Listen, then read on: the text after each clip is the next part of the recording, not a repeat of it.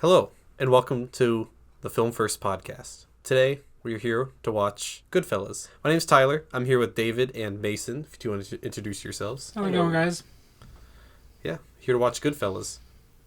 All right, so I'm going to go over basically the information about the movie. So GoodFellas came out in 1990. It's directed by Martin Scorsese. The actors are Robert De Niro, Joe Pesci, Ray Liotta, and Lorraine Bracco. It had 6 nominations at the Academy Awards. Best Supporting Actor for Joe Pesci, Best Picture, Best Director, Best Supporting Actress, Best Film Editing, and Best Adapted Screenplay, as this is a book. It's actually a true story called Wise Guys. Joe Pesci did win for Best Supporting Actor, and he deserved it. The Rotten Tomatoes score is 95%. And the synopsis of the movie is story of Henry Hill and his life in the mafia, covering his relationship with his wife Karen and his mob partners Jimmy Conway and Tommy DeVito. And we're going to throw it over to Tyler to give his thoughts. First, he wants to talk about Scorsese, and we'll go over Tyler's thoughts, Mason's thoughts, and my thoughts. So yeah, just like Scorsese in general. So like, Mason, I just want to go off the bat. This was our first time watching it. Yeah. Me and Mason. Yeah. What's your experience with Scorsese like before this? How many have you seen? Like, what's your favorites? I think I've seen 6 or 7 of his movies before this. I've liked all of them. My favorite is Taxi Driver, but that was a movie that I hated the first time that I watched it. Every time after that, I've just kind of liked it more and more. Mm-hmm. So, yeah. Yeah, I don't have much experience with Scorsese. This was my third Scorsese film. First one I saw was Silence, which I know is a weird first Scorsese film. But I was with some friends. They're like, do you want to watch it? And I went in completely blind, and I loved it. It blew me away. Then I watched Wolf of Wall Street, which I was not a very big fan of. Did not like Wolf of Wall Street very much. Well, I'm not going to get into that. Yeah, but Goodfellas being the third, I was actually really excited going into it because, you know, it has so much critical acclaim going for it. Yep. What about you, David? So this is my fourth Scorsese film. So I saw Goodfellas probably when I was like 15, so like 15 years ago. I've seen Shutter Island, which I liked. Wolf of Wall Street, I thought was okay. And then The Departed, which is one of my favorite movies of all time. Maybe we'll get to that one day. Crazy cast for that one, really good directing. And then there's a few other movies I would like to see from him. Killers of the Flower Moon, Gangs of New York, which also has Daniel Day-Lewis, which we covered last week. I think this is a good movie. Yeah. Yeah, I really want to get into more Scorsese. Yeah. Mason just gave me his copy of his Blu-ray of Taxi Driver because he just got the 4K Steelbook. Yeah. So I'm going to watch that at some point soon, unless we're going to do an episode on it, but I have no clue. Actually, I haven't seen it, so... Oh, you haven't seen it either? So we could do one down the road. I could, maybe. I can hold off on it for now. We'll see. We'll see how long. Yeah. Yeah. Alrighty. Gotta get into my thoughts? Jeez. Yeah. So the first note I have is, man, this film has a lot of bad fellas in it. And that was my first note. They're not very good fellas. But one of the things I appreciated most about this film is just on a technical level, just how amazing it is. So when it comes to the cinematography, the score, and the editing particularly stood out to me. So clean. It's so clean. Like, in the beginning, like, the tracking shots, right? There's, like, 2 huge, like, tracking shots that go, like, there's one when they're first introducing everyone. Yeah. It's like 3 minutes. Yeah. And they're going, like, through a whole restaurant, crowded restaurant. Is that the Coca Cabana one? Where they're, like, going, like, through, like, the kitchen and everything? Yeah. Dude, organizing the chaos the kitchen had to, like, just the choreography for that had to have been intense. And it's funny, because you notice, so they basically just do a square. So he walks in through that downward staircase, cuts through the kitchen, and there's the hallway right there. They go all the way around in a circle, basically. I think it was just him showing, hey, I can do this tracking shot like this. Dude, I loved all the camera work in this. There's a couple shots when you've got Ray Liotta and De Niro at the diner. Mm-hmm. There's one where they do the Hitchcock zoom, like, through the window. Oh, yeah. But it's only the window. It, like, doesn't really affect them in the diner. Mm-hmm. And then there's the other, like, push-in shot where it goes from, like, Ray Liotta in the diner through the window into De Niro in the phone booth before he gets the news of Pesci. Yeah, I like that first one you mentioned because it kind of is like they're showing that they're they're on edge because they at any time they can get hit. Yeah. So it's trying to keep you focused on anything behind them, just in case something's gonna happen. That like first one you talked about, were like I don't know what it's called. I think It's called the Hitchcock zoom. The Hitchcock zoom, because it was also used in Jaws, so that's where I first saw it. And then but the fact is, it's so subtle. Yeah. Right? Like, I didn't notice it was happening until, like, halfway through that effect happening. I was like, oh, that's cool. I had to, like, rewind it and then rewatch it to like, see that. That was awesome. Like I said, I'm a sucker for tracking shots. Mm-hmm. And also, one thing I also really liked was Scorsese used a lot of freeze frames. Especially in the beginning. Yeah. Especially in the beginning of the movie to signify, like, the important moments in Henry's life. Yep. Like, when his dad beats him and when he blows up those cars, just to name two of them. Yep. Like, they signify just the really important parts of his life. That like it's like putting it in like the memory box for you. Like it's like saving it. It's like pausing on. It's that like taking a mental it. picture. Yeah. So I thought that was really really cool. And then like the first like 3/4 of it was jam packed with people. There's just so many people in this movie, like extras included. There's has to be like hundreds of extras in this movie that are just for a very very intimate movie. It focuses on Henry and like his immediate circle, but then it goes out from that to like a bigger circle of mafia members. Like when you first go into the restaurant, it like introduces random characters that you never see again. Yeah, they're all Paulie and whatnot. Yeah, they're all named Paul, Paulie and Marie. Yeah, is what their names are. There's just so much of those. Like there's one thing I actually really liked, and there's always like a handful or a dozen of people in the background of like every shot. Yep. And like it cements like the social aspect of that lifestyle. Yep. Like how, they've all. Especially Henry has like left his family to like join this mafia family. It's just how big and expansive and social this like lifestyle can be. Yeah, and that's what ultimately draws him to that lifestyle. One of the things. Yeah, draws him to it. My favorite part of that aspect of it was when he's taking Karen on the date for like the first time, and he's just like saying hello to everybody and tipping them all like $20, and she was just blown away by how many people loved him and wanted to be around him. Yeah, and she goes, "Oh yeah, he's only 22." I'm like, that man does not look like so I looked it up. Ray Liotta was 36. That's a rough 22.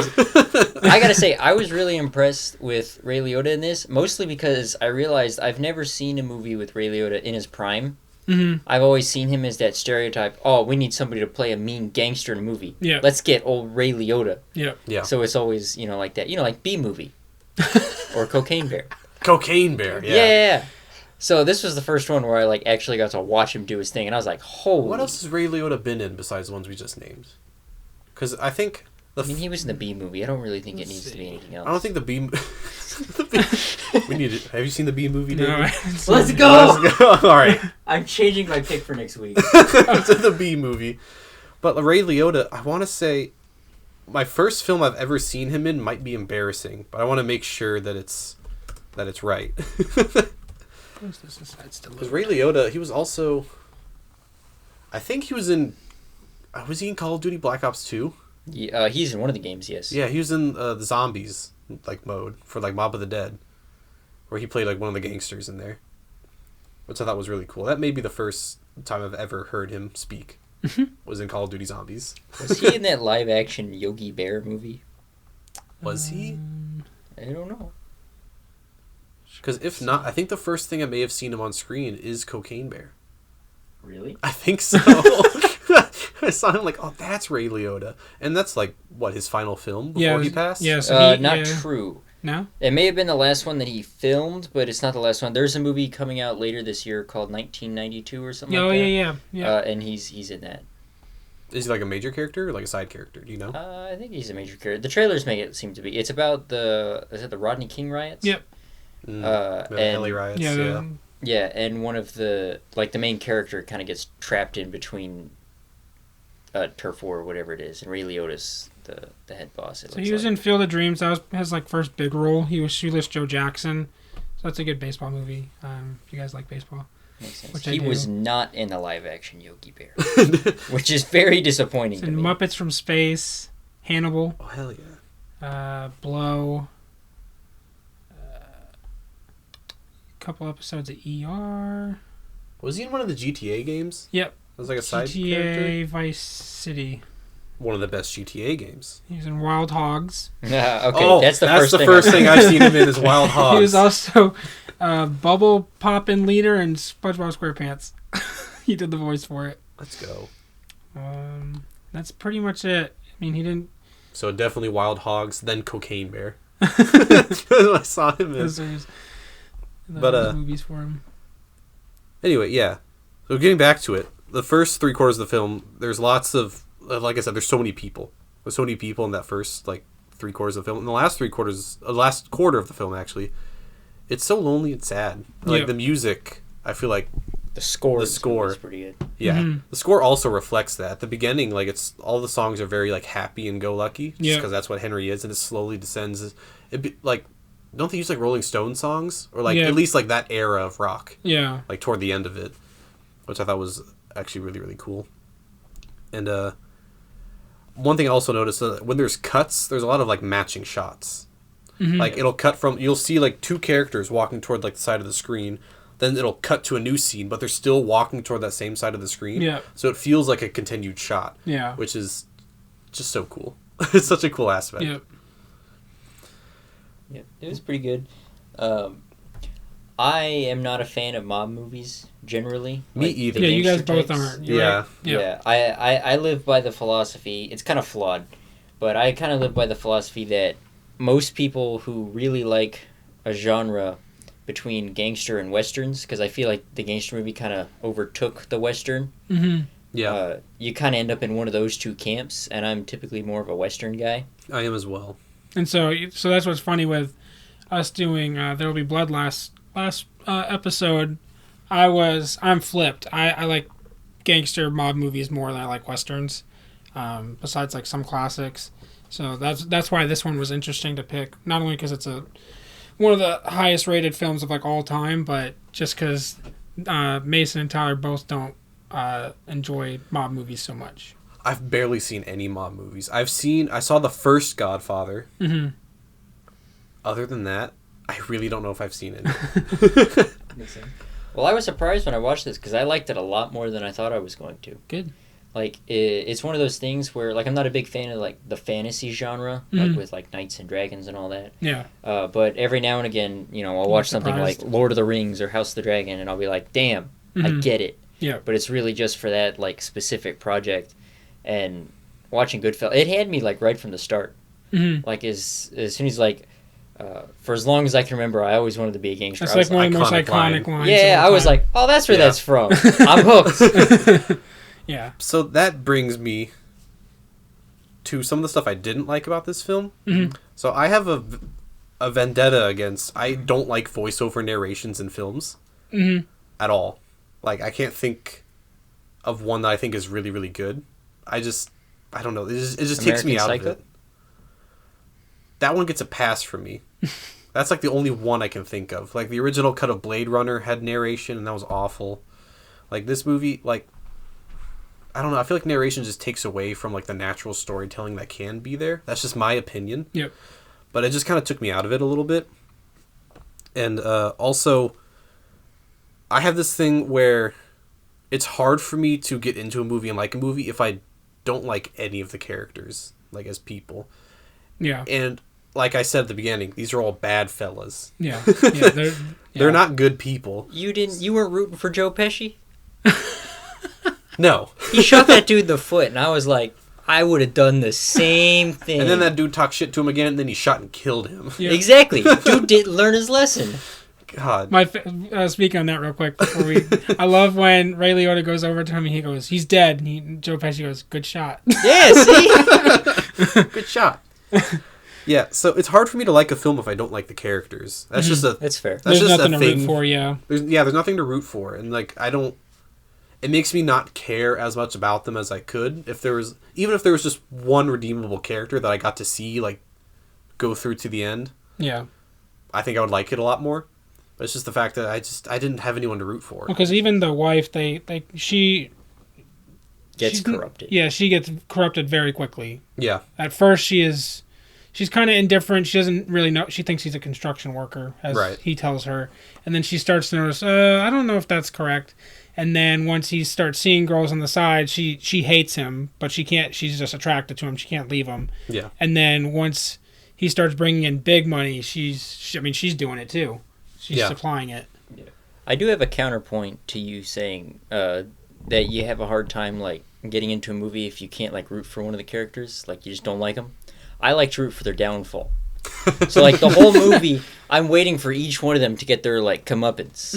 And the more one of them is acting like an asshole, the more I'm like, this is gonna come around and bite him in the ass. Yeah. And I think that really shows, like Joe Pesci specifically really gets it, because his final moments are the consequence of an action that were taken like within the first third of the movie, I think. Well, it's technically the first scene you see. Because it starts in 1970 when they're dumping the body. Yeah, they're in well, the that's car. true. But I mean, know, like, as far as us seeing it, his interaction with the guy, like it happens and you move on, and then you kind of forget about it until bang. Yeah. And you're like, oh. Yeah. Yeah, he got it. Yep. He deserved it. Yep. Can't cross him. Can't cross him. Can we talk about how fucking cool Robert De Niro was in this movie, though? I liked it because he doesn't... Out of the three of them, he's the best actor. I think anyone could agree with that. Oh, like 100%. he has the best track record. I agree. He nails everything. He kind of took a not laid back role, but he let those two do their thing. But he was still so good in it. He was more subtle. Yeah, he was just so subtle about everything, and yeah, he was so good in it. That first shot as they're introducing him and it's like going through like the smoky club. Yeah. And it just like stops on him and he's doing his. He's got such presence. Whenever he's on screen, he doesn't like quite take it over, but you just feel his presence the entire time. Like they do it like different. Like Joe Pesci, he's in every movie he's in. He's that loud, obnoxious. He steals every scene he's in. But De Niro is the more reserved presence. Like, watch out for him. Yeah. Yeah. What are you, stupid? I loved it. I loved all of his lines when he was insulting people. And he's so good. Like even like the scene that we were talking about when the Joe Pesci shoots the waiter and he goes, what is wrong with you? He goes, well, you were goofing on me. He goes, yeah, I didn't mean to kill him. Like he doesn't take stupidity. God, I loved his relationship with like his character with Joe Pesci's, because I think that was probably like the most genuine relationship that was throughout all of them. Yeah. And the moment he gets the phone call... Oh, and he's just crying. Yeah, he breaks down. He just destroys the phone booth. Yeah. Like, that made me sad, because these are men that are, like, so uptight about their emotions that, you know, they don't let anything slip through. Like, Paulie doesn't even smile. And they're ruthless, too. Like, yeah. They'll kill whoever... I mean, they killed the whole crew that did that Lithuania job.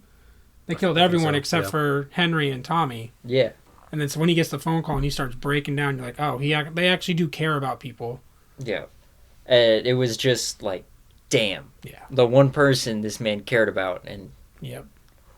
Good old De Niro. Yep. Also, that the scene where they're playing through and they just like show all of the dead bodies. Mm-hmm. There's a TV show that I watch. It's called Community. And they did a parody of like they'll every episode will be like a parody of a movie genre, more or less. And they did a gangster episode, and I never realized that they parodied the Layla scene from this. Layla's the name of the song. And they parodied that as one of the characters was like destroying backpacks and all of that. Really? Yeah, and I never realized this is what it was an homage to. So I was like, shit, that's where that's from? I love that when you see like the spoof or parody of something before the original like and you're like source material. Like, oh, that's where they got it from. You're like, no, that's where they got it from. Yeah, because my sister watched Spaceballs before she watched Star Wars, which is an incredible feat. I don't know how she managed. I don't know how she managed to avoid Star Wars, but she managed to watch Spaceballs. So like, I had her watch Star Wars, and she kept like pointing out references. Like, have you seen this before? She goes, no, I've seen Spaceballs. She goes, oh, this is from Spaceballs. You're like, no, this is from Star Wars. Yeah. Spaceballs 2. They just got announced, I think. Yep. They're working on it. Yep. Josh Gad. How old is Mel Brooks? Like 95? I don't know. He's old. History of the World Part 2 wasn't great. I didn't even get through it. Watched it because Part 1 is not my favorite Mel Brooks film. I've watched every Mel Brooks film. It's like a mid-tier Mel Brooks film for me. But I don't know. I was not excited for History of the World Part 2. See, I've never seen Mel Part Brooks 1. is 98. I just jumped into Part 2. 98. Holy sh! He should run for president. Whoa. Man's got an EGOT too. He is 98. My man. Well, hope all goes well for him when it comes to making Spaceballs 2 and making it to the end of Spaceballs 2. Hopefully he makes it. Yep. That'll be a sad day for me. Like, he's one of my comedy heroes. Mel Brooks. Iconic. I first introduced him when I was 10. I could go on a rant about Mel Brooks. But anyway, GoodFellas. That's pretty much every point I had. Yeah. I wanted to bring up that time where they almost fed a dude to a lion in a zoo. Yeah. Does that happen in Florida? Maybe? Yeah, they go to Florida. They go to Tampa. I thought that was beautiful. But the reason they got caught is because they didn't feed him to an alligator. Yep. They went straight for the lion because they thought it looked cooler, and it fucked up. It's more and they went to prison gangster, for I 10 guess, years. than a lion. Yeah. And I love how he goes, oh, this must actually happen down here because he gave up the information immediately because they were beating the crap out of him before. And once they thought about feeding him to lions, he instantly gave it up. Yeah, it happens from time to time. Usually it's not in a zoo. Usually it's just like you find a gator in someone's backyard and you're like, I'm going to throw you to him. You tell me where the meth is. It's just an alligator in some random dude's pool. Yeah. You know that game that came out a few years ago? It was just like the duck or the goose with like a knife? Yeah. Oh, yeah. Yeah. That's based on a true story. Florida? Oh, yeah. You see them running around Walmart like that. They'll have a spatula out and you're like, holy fuck. Different breed. Oh, God. That reminds me, speaking of alligators, I finished watching all the James Bond films. And in Live or Let Die, there's a scene where James Bond runs on top of alligators. And I thought, oh, that's a cool effect. No, a stuntman was actually running on top of alligators' heads. And I saw it on Twitter, the multiple takes. I'll retweet it on the Film First podcast account. But I saw the multiple takes of him running on the gators' heads and him missing one and it snapping at him and he's That's dodging so it and falls over. Holy shit. And they still don't have they still can't win an Oscar. Yeah. That just combined my favorite things: alligators and the Fall Guy. I need to watch it. Which Bond movie was it? Live or Let Die. Let's go. That'll be the next one I watch. Yeah, I'll retweet it on the Film First Pod account. Is that animal abuse? Oh yeah, it definitely is. If it says at the end of that film no animals were harmed in the make, I don't believe that. I need you to That means there tweet at definitely PETA was. and ask them what they thought of it. Can I get your thoughts on Okay, this? yeah, I'll do that. PETA shuts us down. I didn't even make the film. Why are you shutting me down? Why are you giving spatulas to ducks? This film's 40 years old. What are you? Oh no, probably 50 years old. Let's go. Yeah, any other... That was it for me, for the most part. So, Mason, you liked it more than you thought you did? I you did. thought more than you thought you would. Yeah. I went into it with really low expectations. I kind of thought it might be boring, but right away it had me. Especially one thing that I always really like about the gangster stuff that I have seen, and it's just I know this is rooted in real life, but it's the amount of respect that everybody holds for each other. Yep. And a lot of it, they'll kind of twist to fit however they want the interaction to go. If somebody didn't disrespect you, but you want, you're offended by what they say, oh, he disrespected me. Yeah. But overall, for the most part, when you're part of the family, so much of it, it's all very organized. Yeah. And everything is built off of respect, which makes it's easy to see why somebody like Henry, as a kid, fell into this. Yeah. And was willing to do all the things that he does, and why the trio of him, Pesci, and De Niro, all together, I would love to have friends that had my back like that. Yeah. I shoot a dude in a bar and you just help me dig it. Yeah. And then, they're building condominiums on it? All right, let's go dig them up. 6 months after. Yeah. I don't know how they remembered where they buried that. Yeah, it's incredible. Yeah. I forget what I eat for breakfast. Yeah. Yeah. I don't... Yeah, and so for me, that was a good way to start the movie before you get into any of the crazy mob stuff. Mm-hmm. And even though the movie opened on them killing a dude, having the real introduction to all the characters and this lifestyle come from a point of all of these people do care for each other. Yeah. They look out for each other, and this is this is a family for them. Yeah. Mm-hmm. And that was one of those things that I thought it was done, even though I know that's what happens in basically every gangster movie, because it is based in real life. it was one of those things where it was done so well here that Yeah. I was like, I cared. I Yeah. know you said you didn't care about any of the characters, but I did. Like, not even from I want them to succeed, but just like I see the relationships. relationship dynamic. Yeah, I see the relationship that they have between each other, and I want to see where that goes. Yeah. How many of them die? Like even when Henry gets his side lady Janice, and she starts causing problems at work, the three of them go beat up the boss. Yeah. Like, even though he's doing not appropriate stuff, cheating on his wife, they still have their boys back. I want to talk about Karen, because I wish they had kept doing it throughout the movie. I think they kind of stopped it after the last half. But she had her own like voiceover narration. The only character other than Henry to have her own voiceover. Yeah, which I thought was really interesting. I thought they were setting her up to be more of a main character than she ended up being, but she was in the first half. Yeah. And then they stopped the narration, which I kind of wish they hadn't done. But I think it was really cool, especially at the beginning, because it established like her view of the relationship. Yeah. And like the relationship to all these other people. Yeah. And I thought that was really interesting, and I think they did a really good job, especially in the beginning, of building her into her own character. It wasn't just like the wife of Henry Hill. Yeah. It was like, this is her, this is who she is. And then, she kind of gets forgotten about in the back half. Not forgotten about, but I think De Niro and Pesci kind of take over as far as like the leads for that. But Well, I think thought it's she was interesting. I don't know if it was intentional talking about her voiceover. The last voiceover we get of her is when she has the gun on Henry in the bed. So I wonder if he did it to say she doesn't have a thought. Like her life doesn't matter anymore in terms of what she wants to do. It's more of what he wants to do. Because it literally stops at that scene when she has the gun and she goes, "I'm just too attracted to him." Okay, And that's the last time we do it. Like we hear her voiceover. Yeah, because the dynamic between Henry and Karen was very interesting.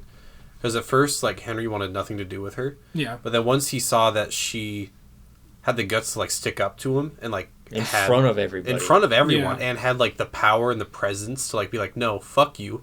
Yeah. Like, he was attracted to that. And ultimately, that's what, like, later in the film led to him resenting her. Yeah. Was the fact that she stands up to him all the time. Yeah. I just thought was a really interesting aspect. Yeah. Give me any other points? I was going to say something, and I forgot what it was. I don't know. Oh, I wanted to talk about the scene where he starts seeing the helicopter. Okay. Because I enjoyed that so much. Because as soon as he saw it, I was like, oh, I know what that is. And he knew what that was. Yeah. And he was like, no, I'm going to keep going about my business anyways. Yeah. And I was like, all right. And then he kept seeing it. He kept telling everybody, I'm seeing this. You're just crazy. I was Yeah, like, you're oh, on he's not drugs. crazy. You're all fucked. Yeah, And they're then- all fucked. What he's calling, was it his sister or his cousin? I don't know who. Some family member. Yeah, I don't remember what her relationship was to him. And he was like, you got to make the phone call outside, all right? He's like, I will, yeah. And immediately hangs up and calls on the phone. I was like, you had one job. Yeah. Takes down everybody. Which is interesting too, because she's been doing that the whole movie. Like she was doing that for him the whole movie. Yeah. So that she messed up when, at the very end, basically. I just love seeing him like unravel. She fumbled it. Just falling into paranoia and everything. I don't know. I don't think I have too much more to say. There was one quote from the narration that I really liked, which was that they offer protection to people who can't go to the cops. Yeah. Yeah. That was an interesting... It was something said at the beginning of the movie that I knew was kind of like a line of indoctrination. Mm-hmm. To like make you be like, for anyone coming into it being like, yeah, we're doing the right thing, only for it to be like twisted as it goes further, and it did. Yeah. Mm-hmm. But I thought it was one of those lines that I thought was really important to have right at the beginning. Yeah. And I really liked that. So Nice. All right, I'm gonna go into my thoughts. Covered actually most of them. One of the things I took away is when he first gets arrested, Henry, when he's like a teenager, he thinks that he's gonna get in trouble, and they actually like kind of throw a party for him, and they're like, "Yeah, you popped your cherry." Yeah. And so I said, "I want a party if I ever get arrested." I'll throw you a party. well, you have to beat the charges first. Okay. Yeah. If you get arrested and go to jail, you just I'll get a sheet cake and I'll print your mugshot on it. Yeah. We'll make T-shirts and everything with your mugshot. See, I got out. One thing we didn't really cover, we covered a little bit in the beginning with Joe Pesci. The funny how scene is one of the best scenes in all of movie. That scene's hilarious. It is perfect. And it's actually, I was reading, it's actually something Joe Pesci dealt with in real life. He was talking to a gangster in real life. And, as you do. The guy made him laugh. The mobster made Joe Pesci laugh. And he goes, "You're funny," and that's where that whole thing came from. And then obviously, speaking of Joe Pesci, he is so good in this movie. I mainly know him from Home Alone. You know. Yeah, that's where I first saw him. Which is funny because like 2 years after this, that's when he films Home Alone. So you're getting, and it's funny on Home Alone they actually had a swear jar because he was still in this character and whatnot. Interesting. He's just so good. He deserved his best supporting actor. One of my favorite little moments was right before he's executed. Mm-hmm. He walks into the room and he immediately knows what it is. Yeah. He goes, "Oh no!" And then like he gets cut off. But it was just a like sad disappointment in his voice. Like he knew what was gonna happen, and he didn't have time. He barely had time to react, but that little bit. There was nothing he could do. I also love in the funny house scene. It just shows how much everyone respects and loves him because when he's saying it, people are dying laughing in the background. I don't know if they were supposed to do it, but it's just cool just noticing it in the background. I wouldn't be able to help it. Yeah. Some extra was losing their shit, and Marty was like, "Fuck, this is such a good take. We gotta leave it in." This is so good. As we mentioned in the beginning, not the beginning of the movie, but when it's like 1970, Henry Hill is supposed to be 21. I've never met a 21-year-old that looks like that. Like I said, rough 21. When they introduced De Niro, they go, "Oh yeah, this man couldn't have been older than 29, 30 years old." And they cut to like a 45-year-old Robert De Niro. Oh man, so good. And then I'm a huge car guy, so I loved. I forget what the guy's name was, but the one that was harassing his then girlfriend at the time. Oh, they had a 63 Corvette. The Corvette, gorgeous. Red 63 Corvette. So nice. I don't remember the guy's name, but it doesn't matter. I remember the car. He got his butt kicked. I love when it's shortly after they get married, and the mother-in-law or Henry Hill comes walking in, and he goes, "You didn't even call. You can't stay out this late." And she goes, "This isn't how normal people live." And Henry just starts dying laughing. It's the funniest thing. Dying laughing and just leaves. He just leaves. Yeah. Then also love when they first knock their first or hit their first person, and they stop at his mom's house to go get a shovel, and she feeds them dinner, and she goes, "What's all the blood for?" He goes, "Oh, I hit a deer," and he goes, "In the paw." Wasn't that Martin Scorsese's mom? Yeah. It's just such a funny scene. I love that they call back to it when they have to go dig up the body. Yeah. And Henry's just like puking and throwing up. And he's like, "My mom's making sausages." It's the funniest thing. And then they go, "Oh, look, it's a wing." It's the funniest thing. Actually, yeah, that was my next note in there. And then we also talked about how when he kills the waiter, Henry Hill goes over and says, "He's dead." And he goes, "Good shot." Good shot. And then I love how De Niro gets pissed that they just pulled off that job and everyone's coming in, new cars, new fur coats. And he's like, "Are you guys stupid? Like, you can't just be buying this stuff." "What are you, stupid?" And he just tells him to leave. And I guess my last closing point would be, I love talking about the voiceover. His voiceover sinks in perfectly with him at court. And you see him get off the stand and he's continuing the voiceover that was just happening. It's a really cool shot. In sequence. I liked it. And I liked how none of the other actors or actresses were paying attention to that. It was like he came out of that scene. So it was really cool. It was like 3D before 3D was popular. Yep. Innovation. And then also, Samuel L. Jackson was in this movie, as we just found out. Oh, yeah, me and David just completely missed that. Yeah, I don't know how they didn't realize that. I knew it right away. I was like, "Oh, shit, he's in this." I still think I looked at his face. Oh, you too busy looking at his ass? Oh, yeah. I was looking tighty at his whities. ass. Yeah. I wanted to go whoosh. It's actually Samuel L. Jackson's first on-screen death. Interesting. And I think the next one would be Jurassic Park. Hold on to your butts. Hold on to your butts. Yeah, Jurassic Park's what, 94? 93? 93. 93. So 3 years later? Yeah. Yeah, Pulp that Fiction would've was 94. I'm Yep. chronologically challenged. I couldn't tell you what movies come before what. And That's then, what we're here for. The original Henry. This is some trivia. The original Henry Hill that this is based off was paid $550,000 for this movie, which back then is actually a good chunk of change. 1990, And it is ranked the 92nd best movie of all time. That's pretty good. I wouldn't go that far. It's pretty up there. So that's all I have. If you guys want to give your letterbox rankings, Do I have to go first? I think I'm going to give it a good 4 stars. 4 stars. Yeah. Okay. Same as There Will Be Blood. Yeah. Look at you. I'm Touch evolving. Fall Guy. I'm going to give it 3 stars. Okay. I enjoyed it, but it's just those aspects I talked about before just kind of took me out of it to points where I was just like getting bored of it and multiple times during the film. I can see that. How dare you not enjoy something I like? Like I said, I saw this before.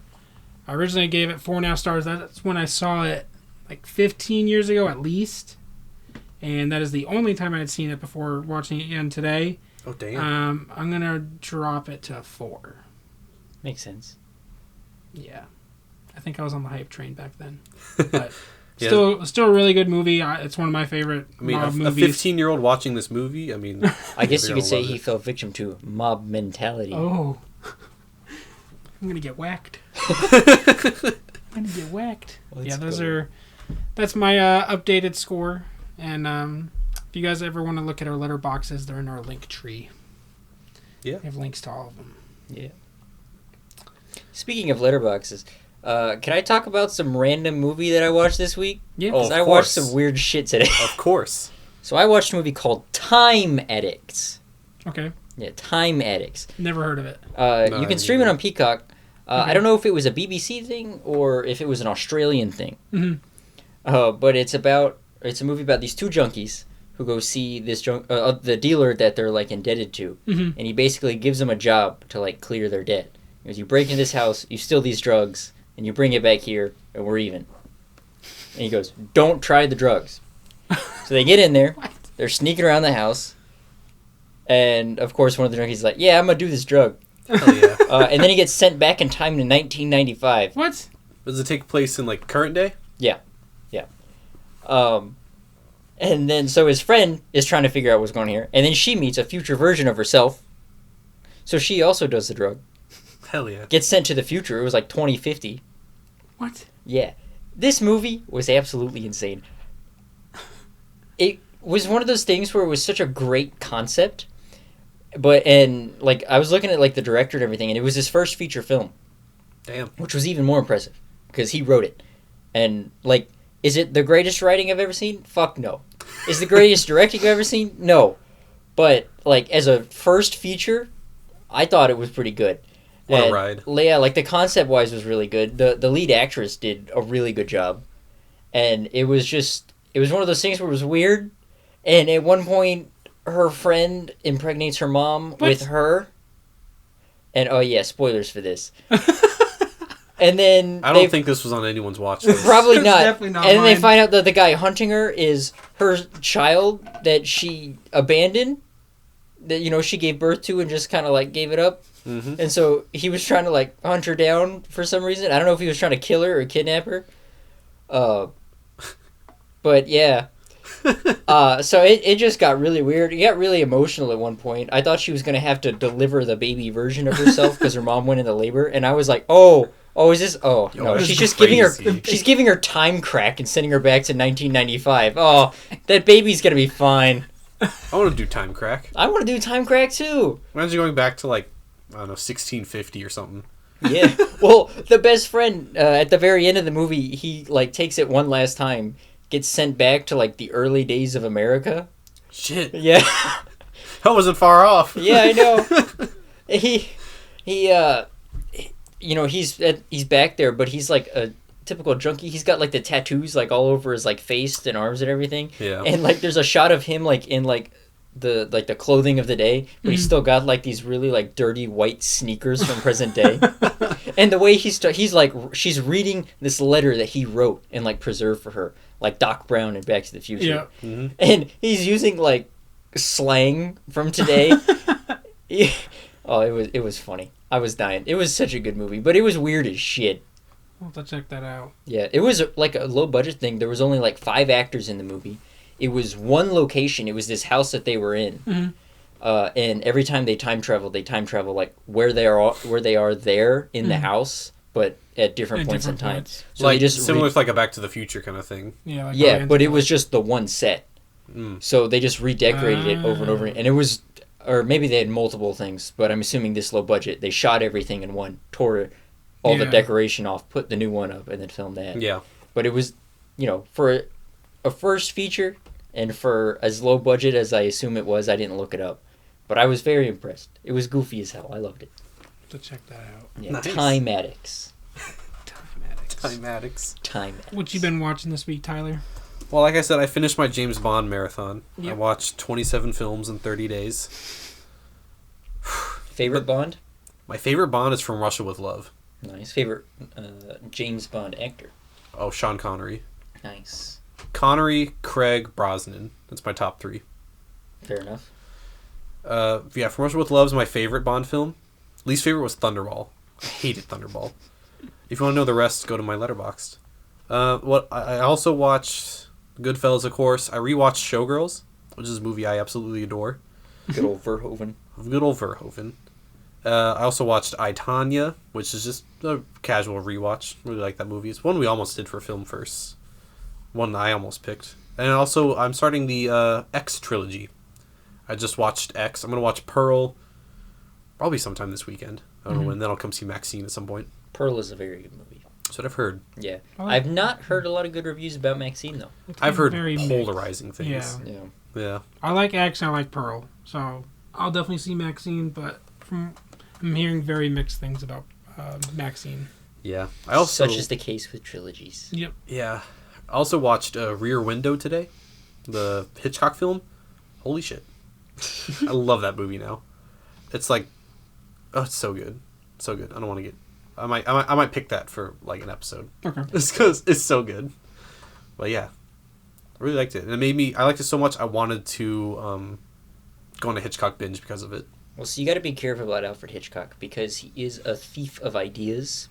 That movie, The Birds, they watch, is a good movie. I really like that. He stole that from the greatest movie of all time, Birdemic, Shock and Terror. We might have to do an episode on that because it's just beautiful cinema at its finest. I gotta look this up. Birdemic? Yeah. Yeah. It's such a great movie, and I can't believe Hitchcock had the gall to rip it off. I've heard of this film. I have heard of this. I have 2 friends that have watched it. They both rated it 3 stars. Oh, 5 stars, man. Your friends are fake. You haven't even watched it yet. It's in your want to watch. They don't need to know that. Fake fan. No, I'm outing it. I'm outing it. You can't out me. It's not Pride Month anymore. God damn. He is celebrating his independence. What about you, David? I actually saw Godzilla -1 for the first time. That was alright. Just For shame, alright. for shame. She should have definitely died. Oh, yeah, no, 100%. Oh, yeah, There's no like- way she yeah. survived Yeah. that. No. Especially with as few scratches. Like, she's missing an eye. Everything else is, like, She's perfect. got plot armor. She's pristine condition. But Everybody's going to be dead of cancer in, like, a year. Yep. Yeah, but they can't show that part. It's too sad. Yeah, well, that's why in, like, classic Godzilla movies, you never see the same characters. Yeah. They're all just dead. Oh, yeah. Radiation. Yeah. Yep. And then following Godzilla, I watched Godzilla and Kong: New Empire tonight. Actually, I thought that was pretty good. I don't like when they go with the human story. At least in this MonsterVerse, it does not. They never do a good job with it. The monsters are really good though. That's why I liked -1, because I thought the human element was, like, the Yeah. best part of the movie. It was Yeah. done really well in -1. But I don't think anything they did topped in Godzilla vs. Kong. When you've got characters like Millie Bobby Brown and the dude from Deadpool 2 dump alcohol on the control panel, and that's what shuts down Robot Godzilla and saves the day. Nice. Yeah. I think that right there is the pinnacle of humans interacting with monsters. Just pour alcohol on a control panel. Yeah, alcohol solves every problem, even the monsters. Like, even, like, in Godzilla and Kong New Empire, at the end, they're literally just, like, exposition. They're just talking what you're seeing. And I'm like, I don't need to see this. I need to, like, the monsters are fine for me. And I also saw Boy and the Heron. I like that a lot. It's probably my third favorite Miyazaki film. First Studio Ghibli film to be released on 4K. Saw that. Yeah. What are your first two? Spirited Away is number 1, and then Howl's Moving Castle is number 2. And Boy and the Heron would be number 3. I've only seen 2 Miyazaki films. I've seen Spirited Away, and I've seen The Boy and the Heron. Okay. I need to watch more, honestly. Howl's is really good. Howl's Moving Castle is really good. I have seen none of them. None? No. He's not a big animated film guy. I'm not either.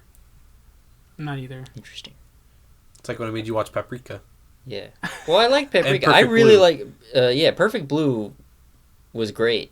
It fucks you up, though. It fucked me up good. But it's a really good movie. It was a very good movie. Paprika hit me in the weird category. Yeah, it's like Inception before Inception. Yeah. Except weirder, and I like that. The I did animation... too. It's one of those things where, like, growing up, I didn't watch a lot of anime, or, like, anime-styled anything. Yeah. So the art style is really, like, different to me. Not in, like, a bad way. It's just not what I'm used to. Just, like, stuck out to you. Yeah. But I like how creative they got. Because they did it in Perfect Blue. I think the editing in that was phenomenal. Yeah. But in Paprika, it was... The visuals were insane. Yeah. I have not seen Paprika. A lot I of people. have the steelbook. A lot of people say Really?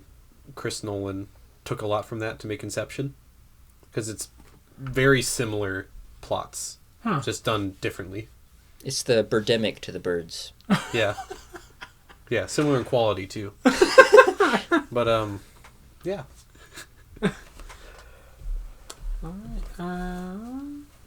Guess next is what's our next movie, Mason? All right. It's your pick. My pick next week. And for that, I have chosen the greatest movie of all time. I say that a lot. I should probably stop. No, you shouldn't. The Men Who Stare at Goats. I don't think I've ever even heard of this. It's got George Clooney, Ewan McGregor, Jeff Bridges, and Kevin Spacey Oh, okay. as members of the army who believe that paranormal activity is going to help them win the war. So I'm assuming that means Actually, they're wait. I think Which war? I've seen the Blu-ray cover. of it. Iraq. Yeah, I'm assuming that they're trying to weaponize goats. I've not seen it. This is the first time I think that none of us have seen the movie that we're going to talk about. Oh, so you haven't even seen this? No. Okay. I found the title a few months ago and I was like, oh yeah, Ewan McGregor. I remember this film when it came out. I remember people talking about it.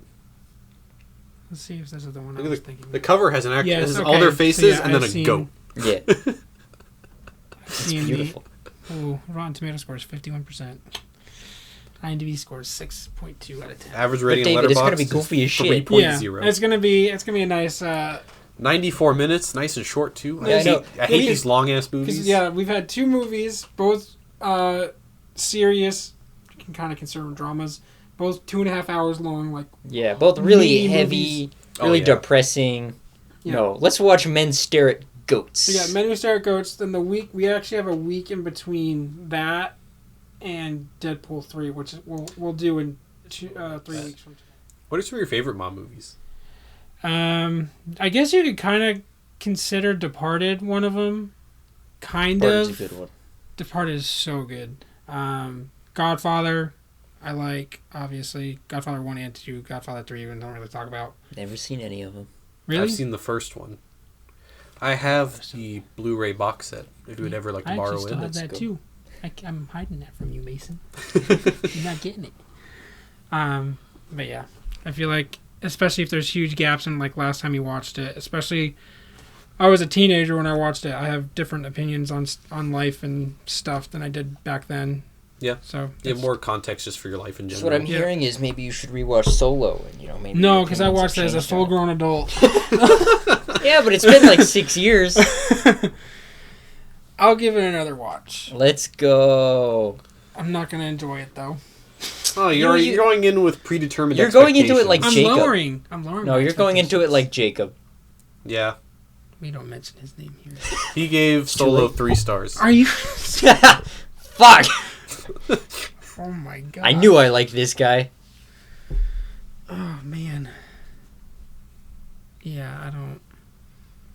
So The Men Who Stare at Goats. The Men Who Stare at Goats. Wonderful. And then my pick, and then Deadpool and Wolverine. Yep. So please follow us on socials for future episodes, of course.